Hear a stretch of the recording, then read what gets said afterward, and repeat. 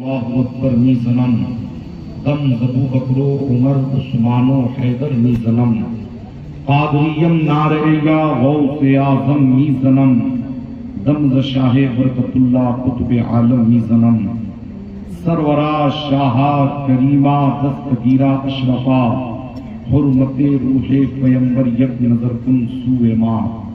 آئیے سب سے پہلے ہم اور آپ مل کر کچھ سننے اور سنانے سے قبل انتہائی عقیدت و محبت کے ساتھ اپنے اور ساری کائنات کے مرکز عقیدت مصطفیٰ جان رحمت شمع بزم ہدایت نو شہ بزم جنت نو بہار شفاعت شہر یار کرم تاجدار حرم شب اسرا کے دولہا کعبے کے بدر الدجا طیبہ کے شمس الضحیٰ شافع روز جزا دافع جملہ بلا حضور احمد مجتبی محمد مصطفیٰ صلی اللہ تعالی علیہ وآلہ وسلم کی بارگاہ مہربار ضیابار پر انوار میں جھوم جھوم کر درود پاک کی ڈالی نچھاور کریں اور پڑھیں بآواز بلند اللہم صلی علی سیدنا و مولانا محمد معدن الجود والکرم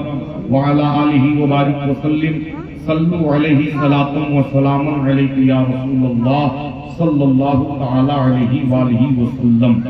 نبی اور آل نبی پر ایک مرتبہ اور پڑھیں اللہم صلی وسلم وبارک علی سیدنا محمد طب القلوب و دوائیہا وعافیت الابدان و شفائیہا ونور الابصار و ضیائیہا وآلہ وصحبہ دائما ابدا۔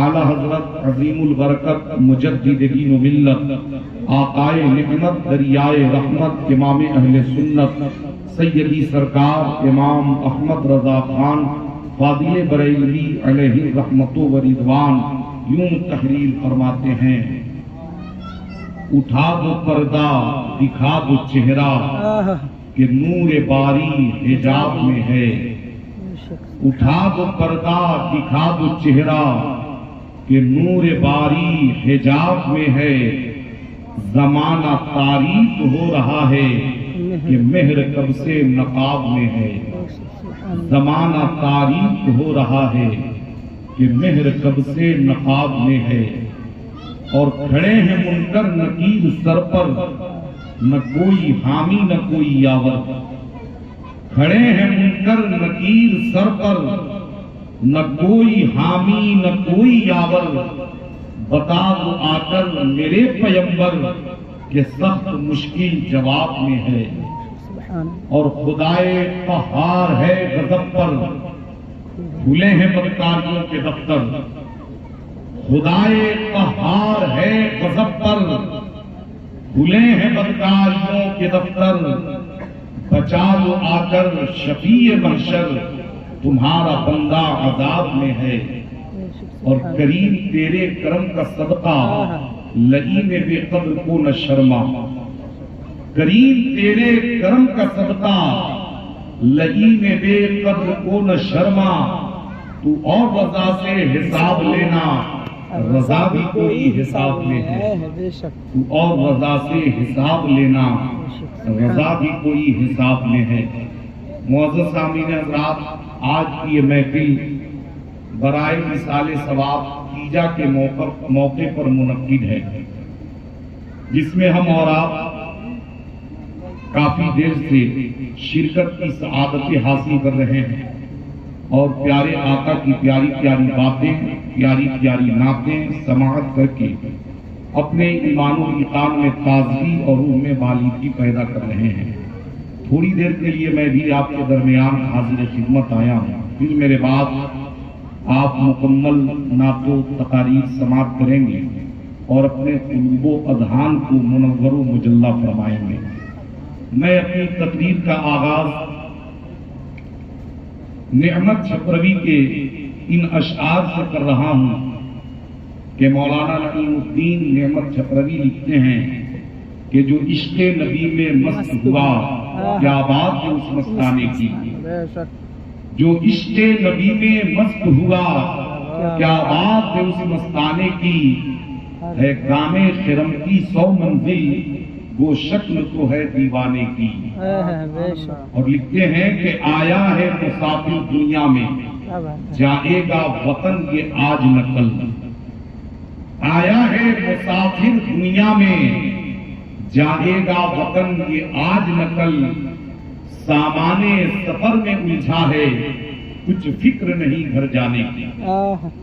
معلوم کیا ہوا کہ ہم جہاں ہیں یہ ہمارا وطن نہیں ہے, یہ مسافر خانہ ہے.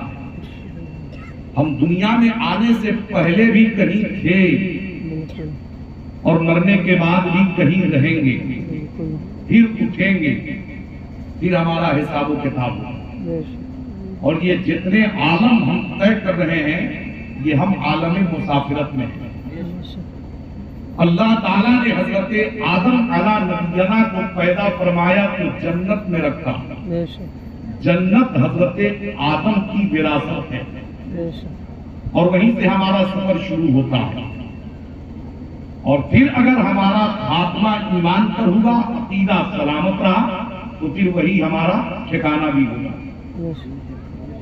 تو ایک انسان کے لیے 5 عالم ہیں: عالم ارواح, عالم دنیا, عالم برزخ, عالم حشر, عالم آخرت.